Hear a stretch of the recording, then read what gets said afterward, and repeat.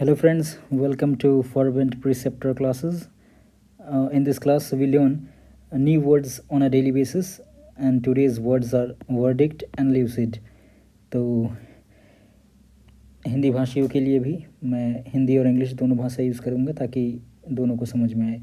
तो वर्डिक्ट का पहले जैसा कि हम जानते हैं इसका पार्ट्स ऑफ स्पीच क्या है, तो दिस इज़ नाउन। ओके, इसका उच्चारण यानी फोनेटिक्स देखते हैं कि इसका सही उच्चारण क्या है। तो व अ डी क ट वर्डिक्ट। तो अगर ब्रिटिश इंग्लिश में कहेंगे तो वर्डिक्ट, और अगर अमेरिकन में जाएंगे तो व र डी क ट।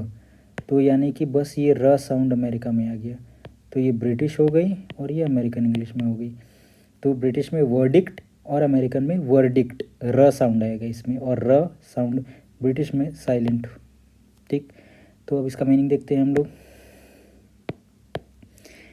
तो वर्डिक्ट जैसा जानते हैं कि जजमेंट। ओके, सो जजमेंट सुनवाई, जैसा कि हम कोर्ट भाषा में हम कहते हैं कि सुनवाई।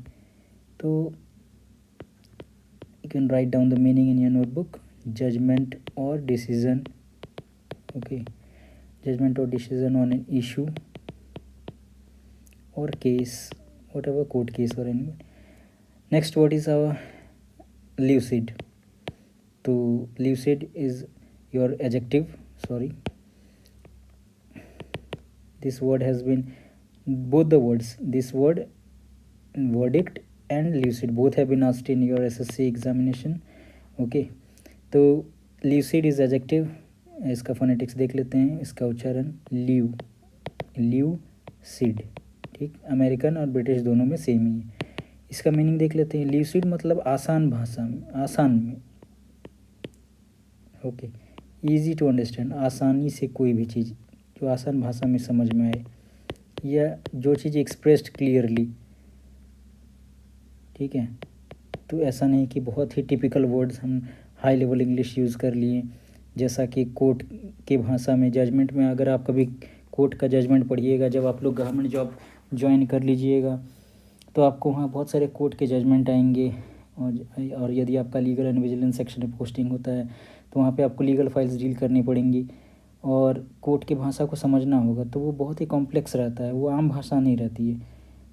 तो उसी के कॉन्टेक्स्ट में आज ये द हिंदू में एक आर्टिकल आया था, तो उसमें बड़ा ही बढ़िया एक कमेंट था कि कोर्ट की भाषा जो है वो आम आदमी को, लेमैन को समझ में नहीं आती है। तो वो चीज़ समझाने के लिए कोर्ट को अपनी जजमेंट को, अपने वर्डिक्ट को एकदम ही सरल भाषा में होनी चाहिए, ताकि आम जनता, एक लेमैन, रैंक एंड फाइल उसे समझ सके कि हाँ भाई इसका जजमेंट क्या आया, इस केस का क्या जजमेंट आया। तो अब सेंटेंस को पढ़ते हैं। The courts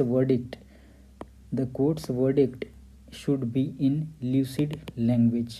okay, the court's judgment या verdict should be in lucid language.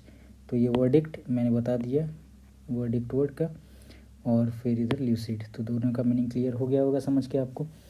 और अगर इसे फ्लो में अगर पढ़ते हैं तो the court's verdict should be in a lucid language. ठीक है, तो इस तरह आप एक्सेंट भी सीखते हैं, और मीनिंग के साथ पार्ट्स ऑफ स्पीच, नाउन और इस तरह के और भी वीडियोस के लिए subscribe to the channel and hit the like button. Thanks.